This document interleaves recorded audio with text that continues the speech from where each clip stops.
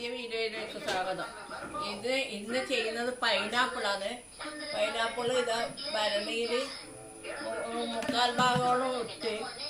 അപ്പം പൈനാപ്പിളിന് ആൾക്കാർ വന്നുകൊണ്ടിരിക്കുന്നുണ്ട്. പൈനാപ്പിളാണ്, പൈനാപ്പിൾ ഉപ്പിടാനാണ്. പക്ഷെ എൻ്റെ തല ശരിക്കും കാണൂല,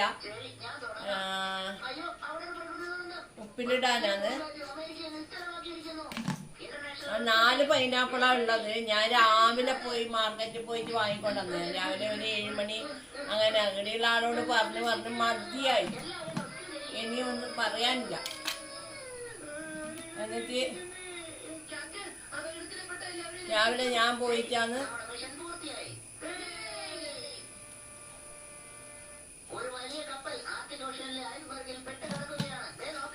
ഇന്നുണ്ട്.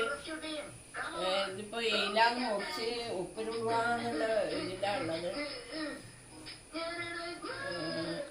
ആ കുപ്പിയിലിടാൻ കഴിയില്ല. ആ കുപ്പിയിലിട്ട് കഴിഞ്ഞാൽ ചെറിയ കുപ്പിയാണ്, മാങ്ങ ഇടേണ്ട കുപ്പിയാണ്.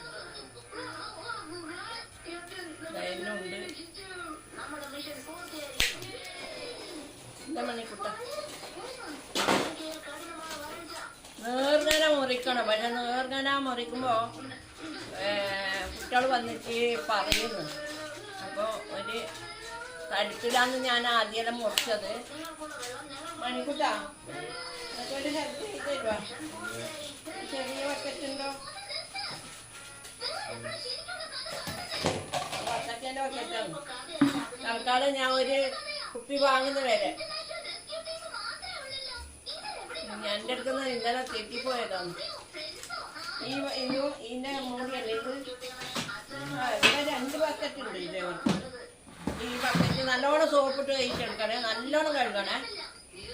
ബാക്കി ഈ കുപ്പിയിൽ നിറഞ്ഞ്. അപ്പം ബാക്കി ഇതില് ബക്കറ്റിൽ തൽക്കാലം ഉപ്പിലിട്ട് വെച്ചാൽ തീർന്നു കഴിഞ്ഞാൽ എടുക്കാലോ.